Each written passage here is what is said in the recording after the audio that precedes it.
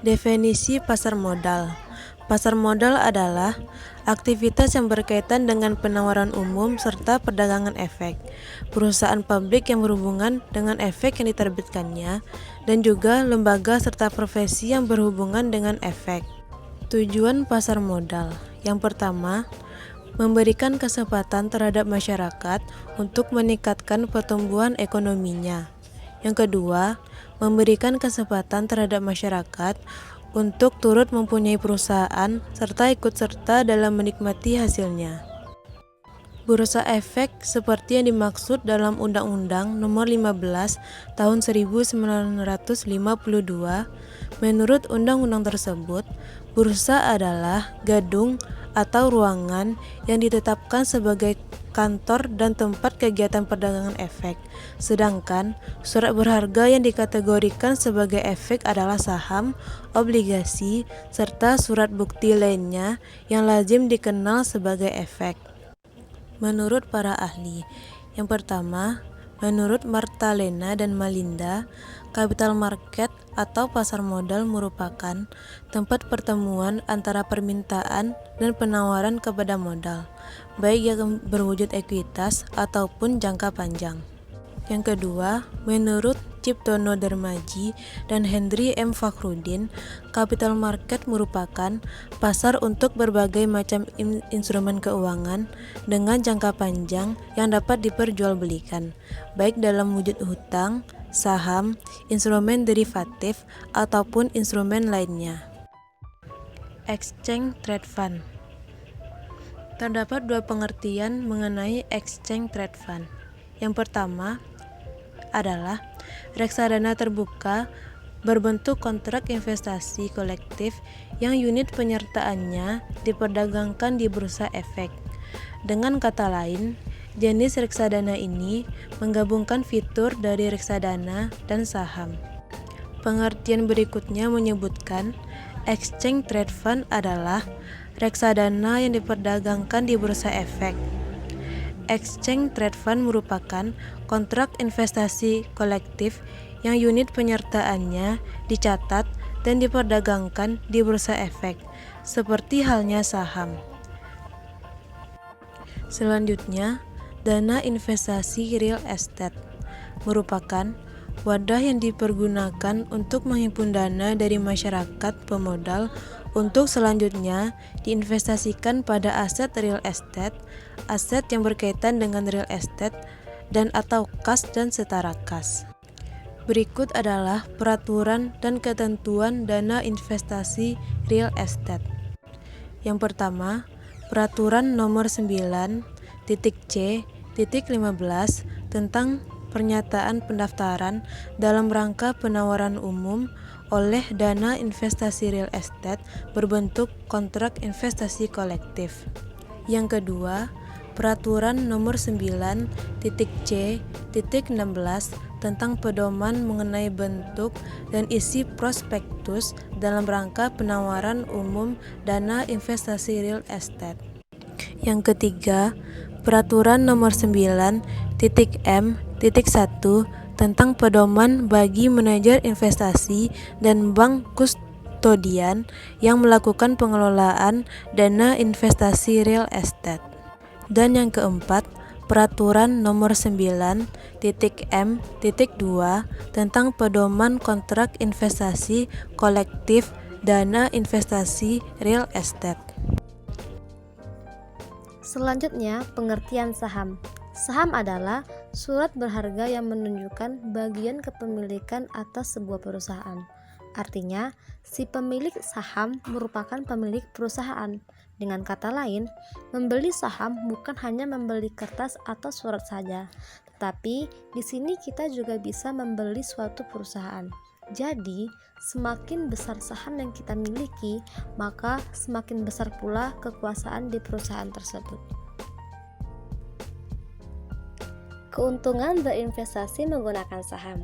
Yang pertama, capital gain, yaitu laba yang didapat dari selisih harga jual saham yang lebih tinggi dari harga beli.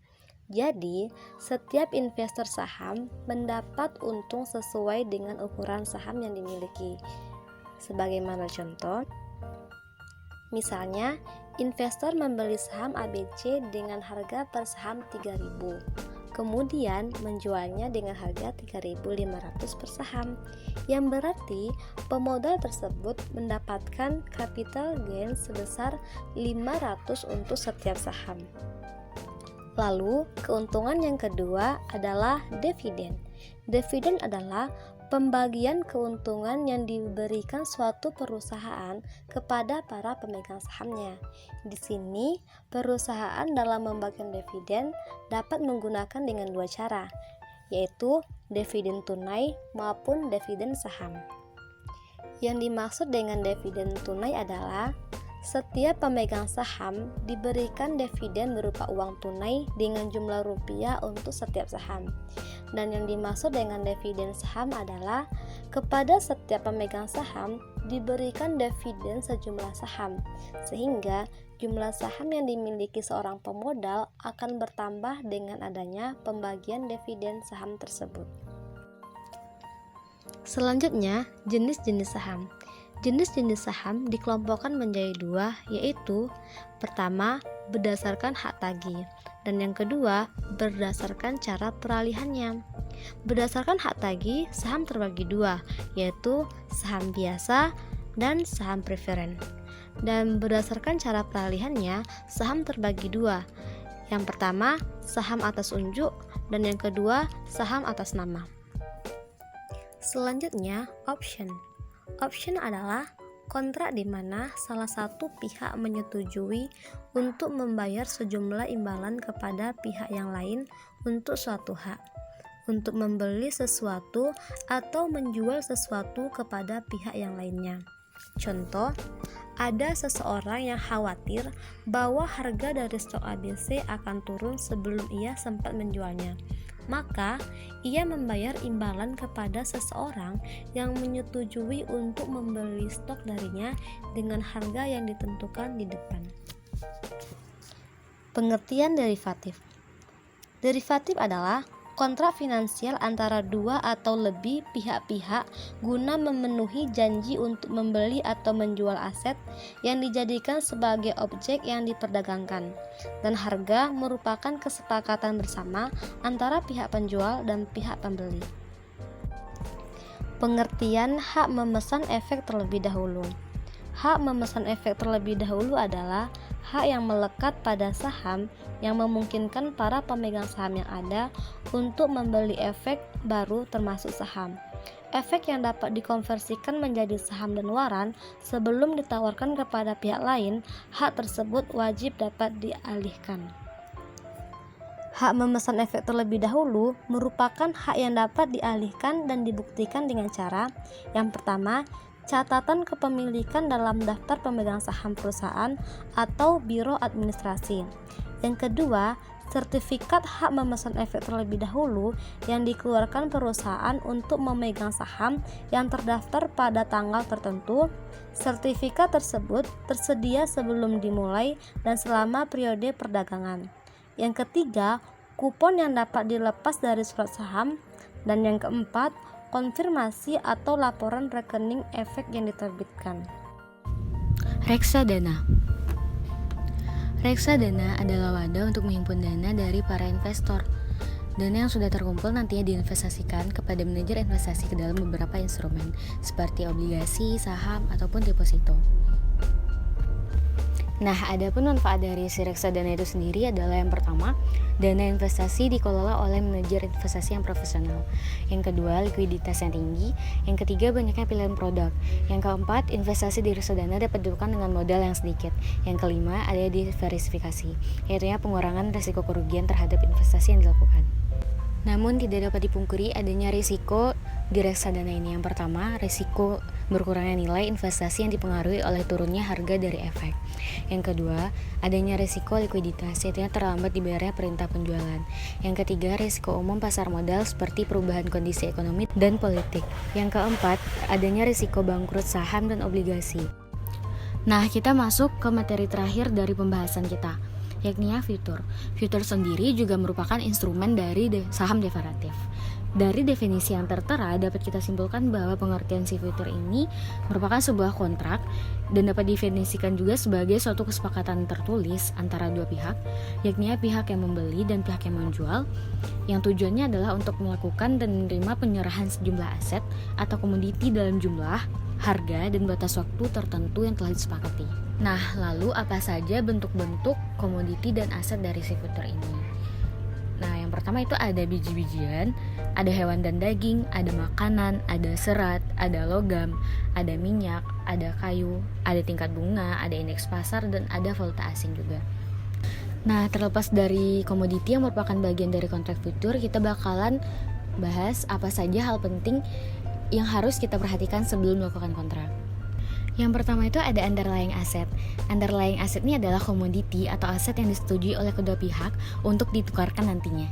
Yang kedua itu settlement date. Settlement date ini adalah tanggal yang ditetapkan oleh kedua pihak untuk melakukan transaksi. Berikutnya ada future price. Future price sendiri adalah harga yang telah disepakati oleh kedua belah pihak yang berkepentingan untuk melakukan transaksi. Terakhir ada long position dan short position. Long position merupakan pihak yang menyetujui kontrak untuk membeli, sedangkan short position adalah pihak yang menyetujui untuk menjual asetnya. Kita masuk ke manfaat utama dari future ini. Yang pertama itu adalah lindung nilai, yang kedua itu ada sarana spekulasi. Sebagai lindung nilai di sini maksudnya adalah future ini dapat dijadikan hedging atau menghindari dari ancaman risiko ketidakpastian perubahan harga di masa depan nantinya.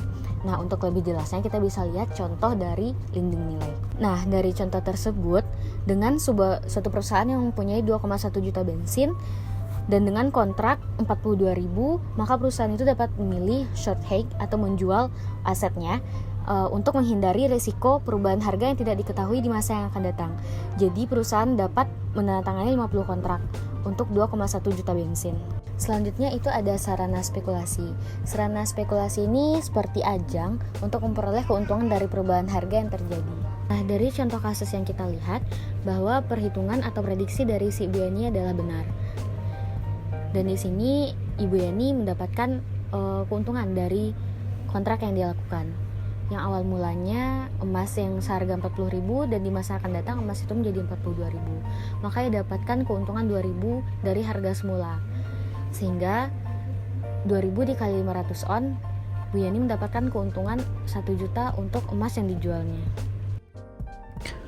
Warrant adalah sebuah hak yang diberikan kepada pemegang saham untuk membeli lembar saham pada harga yang telah ditentukan oleh emiten yang menerbitkannya dalam jangka waktu tertentu. Warrant sendiri juga dirumuskan dalam undang-undang, yaitu dalam penjelasan pasal 1 angka 5 Undang-Undang Nomor 8 Tahun 1995 tentang pasar modal adalah sebagai berikut. Efek yang diterbitkan oleh suatu perusahaan yang memberi hak kepada pemegang efek untuk memesan saham dari perusahaan tersebut pada harga tertentu setelah 6 bulan atau lebih sejak efek dimaksud diterbitkan. Selanjutnya, tujuan warrant diterbitkan. Yang pertama, untuk menarik minat investor agar lebih tertarik untuk membeli saham. Biasanya diterbitkan oleh perusahaan ketika perusahaan membutuhkan tambahan modal saham baru. Yang kedua, sebagai pemanis dari suatu produk investasi yang dikeluarkan perusahaan untuk menarik dana.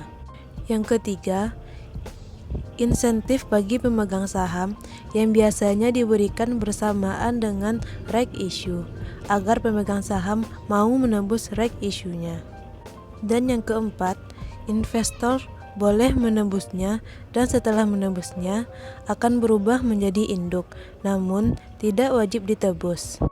Investor bisa menjual warrant atau hak tebus tersebut kepada investor lainnya yang ingin menembusnya. Bila sebuah warrant tidak ditebus, maka akan hangus. Selanjutnya adalah karakteristik warrant. Yang pertama, mempunyai ketentuan yang sama mengenai jumlah saham yang dapat dibeli per warrant. Yang kedua, pencantuman nama perusahaan yang menerbitkannya. Yang ketiga, bila ada perubahan kondisi perekonomian, harga saham yang diberikan kepada pembeli hak warren bisa berubah dan dimodifikasi. Dan yang keempat, dibandingkan dengan opsi, warren mempunyai periode jatuh tempo yang lebih panjang, yaitu antara 6 bulan sampai 5 tahun. Bahkan, ada jenis yang tidak memiliki periode jatuh tempo, yaitu disebut perpetual warren.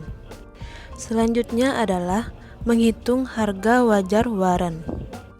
Untuk mengetahui harga wajar, ada 3 hal yang harus kita ketahui, yaitu yang pertama, harga penembusan atau harga eksekusi yang ditetapkan oleh perusahaan. Yang kedua, waktu atau tanggal penembusan.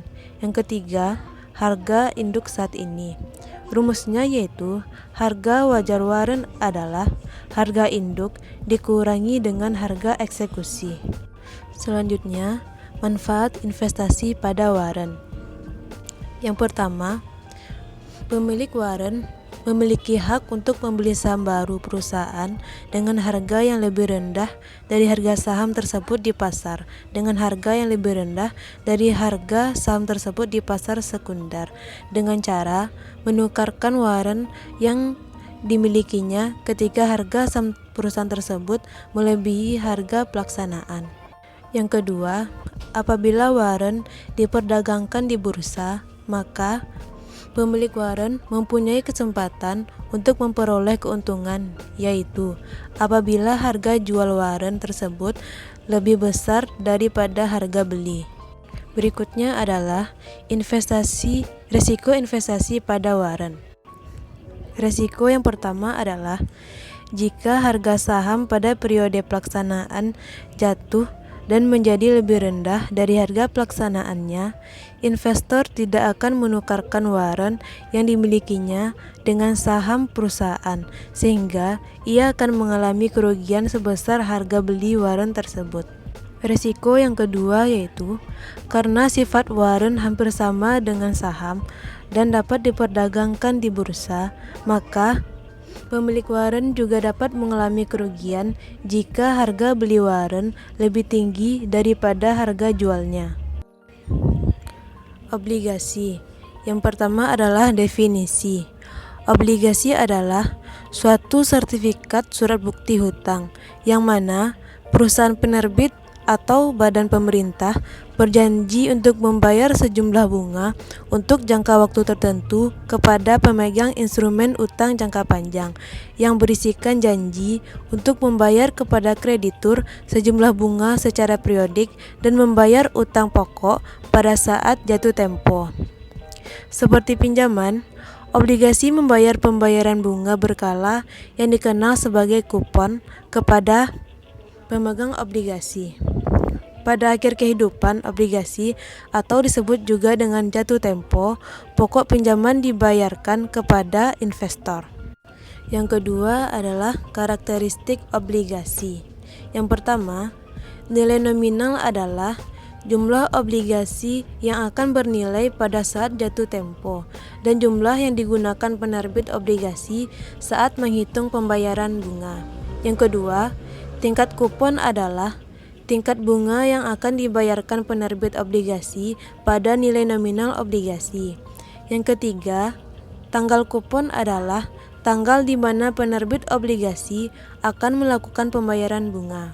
Yang keempat, tanggal jatuh tempo adalah tanggal obligasi akan jatuh tempo dan penerbit obligasi akan membayar kepada pemegang obligasi nilai nominal obligasi. Dan yang kelima adalah harga emisi adalah harga di mana penerbit obligasi awalnya menjual obligasi. Yang ketiga, jenis-jenis obligasi. Yang pertama, jenis obligasi dari segi penerbit, yaitu yang pertama adalah corporate bonds, merupakan jenis obligasi yang diterbitkan oleh perusahaan BUMN ataupun perusahaan swasta. Yang kedua, government bond, merupakan jenis obligasi yang diterbitkan pemerintah pusat. Yang ketiga, municipal bond, merupakan jenis obligasi yang diterbitkan pemerintah daerah guna membiayai proyek infrastruktur serta utilitas di daerah tersebut. Yang kedua, jenis obligasi dari segi nilai nominal obligasi. Yang pertama, retail bond, yaitu obligasi yang diperdagangkan di bursa dengan nilai nominal paling rendah. Yang kedua, konvensional bond, yaitu obligasi yang diperdagangkan dalam satu nominal 50 juta. Yang ketiga, jenis obligasi dari segi imbal hasil. Yang pertama, conventional bonds adalah jenis obligasi yang diperhitungkan berdasarkan sistem kupon bunga. Yang kedua, Sharia bonds, yaitu jenis obligasi yang kuponnya ditentukan berdasarkan prinsip bagi hasil. Yang keempat adalah keuntungan. Yang pertama, mendapatkan kupon atau fee secara berkala dari obligasi yang dibeli. Biasanya, tingkat kupon berada di atas Bank Indonesia atau BI rate. Yang kedua, memperoleh capital gain. Yang ketiga, memiliki risiko yang paling rendah dibanding jenis entitas lain seperti saham, di mana pergerakan harga saham cukup fluktuatif. Yang keempat, pilihan lebih variatif di pasar sekunder. Yang kelima, faktor-faktor yang mempengaruhi harga obligasi. Yang pertama, terdapat perbedaan karakteristik pada obligasi tersebut. Misalnya, obligasi menyebutkan bunga tetap, floating rate, obligasi zero coupon bond, obligasi konversi, dan income bond. Yang kedua, tingkat suku bunga. Yang ketiga, risiko tidak mendapatkan bunga atau pokok pinjaman. Yang keempat, besarnya coupon rate dari obligasi. Dan yang kelima, faktor pembayaran atau pelunasan dari pendapatan obligasi.